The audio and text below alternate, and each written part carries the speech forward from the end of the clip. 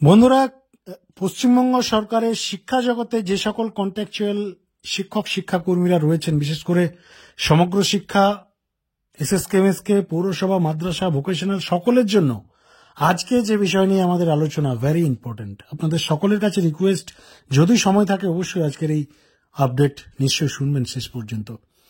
আপনারা সকলেই জানেন শিক্ষক নেতা মহিদুল ইসলাম, যিনি আজ থেকে 2-4 বছর আগে শিক্ষকদের বঞ্চনা, শিক্ষকদের ভাতা বৃদ্ধি, শিক্ষকদের বেতন কাঠামো, শিক্ষকদের স্থায়ীকরণ, যারা চুক্তিভিত্তিক আন্ডারে রয়েছে পশ্চিমবঙ্গ সরকারের অধীনে, তাদের সকলের জন্য তিনি লড়াই করেছেন, রাস্তায় নেমেছেন, আন্দোলন করেছেন। কখনো কালীঘাটের নোংরা জলে ডুব দিয়েছে, কখনো নবান্ন অভিযান করেছে, কখনো জেলায় জেলায় অভিযান হয়েছে, একাধিক কর্মসূচি নিয়েছে 2021 সালের বিধানসভা ভোটের আগে। আপনারা সকলেই জানতেন সেই মহিদুল ইসলাম মহাশয় 2021 সালে বিধানসভা ভোটে আইএসএফ এর পক্ষ থেকে, আইএসএফ এর হয়ে বিধানসভা নির্বাচনের লড়াই করে এজ এ এমএলএ। অর্থাৎ 21 সালের বিধানসভা ভোটে দাঁড়ায়, আইএসএফ এর পক্ষ থেকে টিকিট দেওয়া হয় তাকে, আইএসএফ এর মুখপাত্র করা হয়, সেই ভোটে হেরে যায় তৃণমূলের বিরুদ্ধে। তারপর 2021 সালের ভোটের পর তিনি তৃণমূলে যোগদান করে বর্তমান শিক্ষামন্ত্রী ব্রাত্য বসুর হাত ধরে, আপনারা জানেন, তৃণমূলের পতাকা হাতে নেয়। এবং শুধু মহিদুল ইসলাম নয়, তার টিম অর্থাৎ তার লবির যে সকল নেতারা রয়েছে, অর্থাৎ শিক্ষক নেতা বা নেতৃত্ব বা যারা রয়েছেন, তারা সকলেই হঠাৎ করেই এক ধাক্কায় তৃণমূলে ঢুকে যায়। এবং তারপর আপনারা জানেন মহিদুল ইসলাম মহাশয়কে একাধিক পদ দেওয়া হয় তৃণমূলের পক্ষ থেকে, শিক্ষা সেল থেকে শুরু করে খেলার রাজ্য খেলা যেটা হয় সেখানেও তাকে পদ দেওয়া হয়, একাধিক জায়গাতে তাকে পদ দেওয়া হয়, গুরুত্ব বাড়ে, বিভিন্ন জনসভায় তাকে দেখা যায়। এবং ধীরে ধীরে এই কন্ট্রাকচুয়াল সেক্টরের যে আন্দোলন, যে দাবি দেওয়া, যে বঞ্চনা, যেখান থেকে তার উঠে আসা, সেই জায়গাটা থেকে তিনি ধীরে ধীরে হারিয়ে যেতে থাকেন, তাকে আর খুঁজে পাওয়া যায় না। আপনারা জানেন আমাদের চ্যানেলও মহিদুল ইসলামের বহু স্টেটমেন্ট, বহু ইন্টারভিউ রয়েছে তৎকালীন আন্দোলন করার সময়, কিন্তু লাস্ট 2-3 ইয়ার্স যদি আপনারা দেখেন, তার কোনো বাইট, কোনো ইন্টারভিউ, কোনো কিচ্ছু নেই আমাদের চ্যানেলে। তার কারণ তাকে পাওয়া যায় না আজকাল, ফোন করলে পাওয়া যায় না, বা আদার্স কোনো বিষয়ে যদি স্টেটমেন্ট নেওয়ার জন্য আমরা চেষ্টা করি, যোগাযোগ হয় না।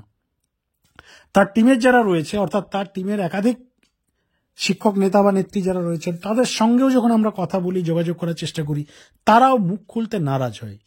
তা আজকে যে বিষয় নিয়ে আমাদের আলোচনা, সেটা হচ্ছে, আপনারা জানেন কিছুদিন আগে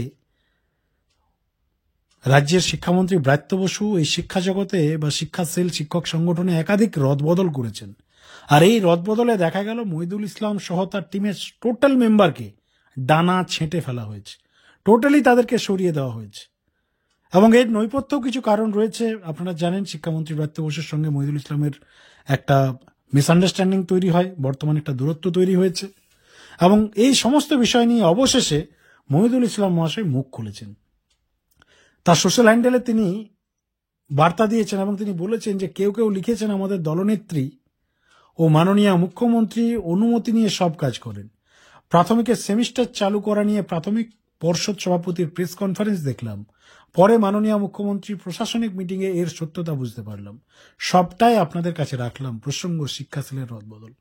এই পোস্টটা তিনি করেছেন। এবং তার লবির যে সকল নেতা নেত্রী যারা রয়েছেন, আরেকটা এক্সাম্পল আপনাদের দেখাবো, সেটা হচ্ছে বুবাই কোলে।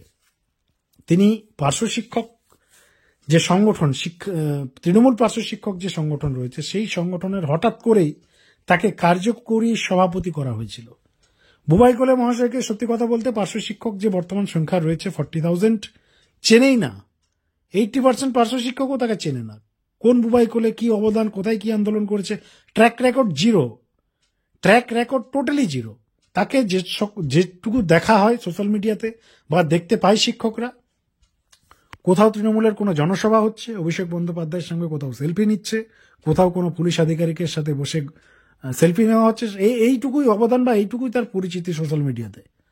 আজ অব্দি পার্শ্ব শিক্ষকদের বিষয়ে কোথাও কোনো স্টেটমেন্ট দিয়েছে বা কোথাও কোনো বক্তব্য রেখেছেন, কোনো জনসভায় গেছেন, কোনো আন্দোলন করেছেন, খুব একটা, অর্থাৎ পরিচিত নয়, মানুষ চেনে না, শিক্ষক শিক্ষিকারা চেনে না। কিন্তু হঠাৎ করেই তাকে পার্শ্ব শিক্ষকদের কার্যকরী সভাপতি বানিয়ে দেওয়া হয়। আপনারা জানেন রবিউল ইসলাম শেখ, যিনি দীর্ঘদিন ধরে তৃণমূল পার্শ্ব শিক্ষক যে সমিতি, তার নেতৃত্ব দিচ্ছেন, বহুদিন ধরে আছেন, তাকে সকলেই চেনে।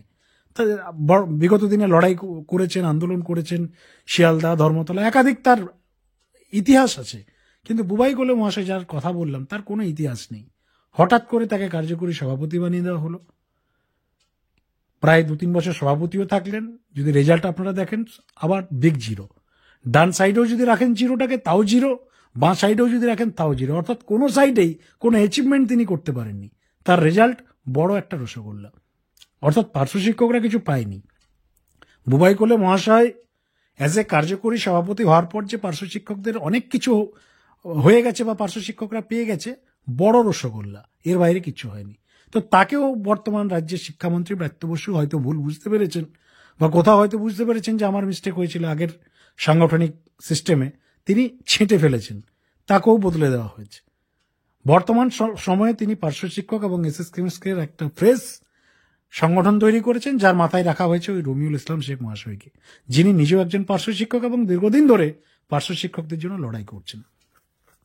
যদিও তিনিও কিছু অ্যাচিভমেন্ট করতে পারেননি, কিন্তু মোটামুটি তিনি তৃণমূলের হয়ে বহুদিন ধরে সংগঠনটা করছেন, যার ফলস্বরূপ পার্শ্ব শিক্ষকদের মধ্যে একটা পরিচিতিও আছে, কিছু ফ্যান ফলোয়ার্সও আছে তার। তো এই হচ্ছে বিষয়তে। এবার ধীরে ধীরে আমরা দেখতে পাচ্ছি মহিদুল ইসলাম থেকে শুরু করে তার লবির সমস্ত নেতারাই মুখ খুলতে শুরু করেছেন, এবং সেই মুখ খোলাটা সরাসরি শিক্ষামন্ত্রীর বিরুদ্ধে। তাদের যেটা বক্তব্য, যে শিক্ষামন্ত্রী যে সিদ্ধান্তগুলো নিচ্ছেন সেটা তার একক সিদ্ধান্ত, তার নিজস্ব সিদ্ধান্ত, দলের বা মুখ্যমন্ত্রী মমতা বন্দ্যোপাধ্যায়ের বা অভিষেক বন্দ্যোপাধ্যায়ের সিদ্ধান্ত নয়। এবার এই বিষয় নিয়ে আমরা দেখতে পাচ্ছি মহিদুল ইসলাম টিমের সকলেই মুখ খুলছেন এবং সরাসরি শিক্ষামন্ত্রীর বিরুদ্ধে মুখ খুলছেন। ইভেন রাজ্যের top leading media house ABP Ananda পর্যন্ত এই বিষয়টা পৌঁছে গেছে, তারাও এই নিয়ে খবর তৈরি করেছে যে শিক্ষামন্ত্রী নাকি একক সিদ্ধান্তে রদবদল করেছেন। আর সকলের পরিচিতি একটাই, অর্থাৎ টোটাল মহিদুল ইসলাম টিমের পরিচিতি একটাই, বা যে বিষয়টা তারা হাইলাইট করছে, যে আমরা অভিষেকপন্থী, অভিষেক ব্যানার্জির আমরা সৈনিক এবং তার হয়ে আমরা লড়াই করছি। এবার বিষয় হচ্ছে, দেখুন, কিছু প্রশ্ন তো এসে যায় যে শিক্ষামন্ত্রী একটা দপ্তরের অ্যাটলিস্ট তার আন্ডারে রয়েছে, সেই দপ্তরের সিদ্ধান্ত নেওয়ার আইনত বলুন বা সার্বিক দিক দিয়ে যদি আমরা চিন্তা ভাবনা করি, শিক্ষামন্ত্রীর সেইটুকু ক্ষমতা রয়েছে যে তার দপ্তরের বিষয়ে তার নিজস্ব কিছু মতামত, নিজস্ব কিছু করার ক্ষমতা রাখা উচিত যে কোনো সরকারের। ব্যতিক্রম হতেই পারে পশ্চিমবঙ্গের সরকারের সবাই ল্যাম্প পোস্ট, একটাই পোস্ট। শিক্ষামন্ত্রী এখানে একটা সেমিস্টারের মতো সাধারণ ছোট্ট একটা পলিসিও আনতে পারে না মুখ্যমন্ত্রী মমতা বন্দ্যোপাধ্যায়ের ইচ্ছার বাইরে। সেটা একটা দুর্ভাগ্য পশ্চিমবাংলার মানুষের, যেখানে যে কোনো বিষয়ে, যে কোনো দপ্তরের যে কোনো কাজে মুখ্যমন্ত্রীর সিদ্ধান্তের প্রয়োজন হয়।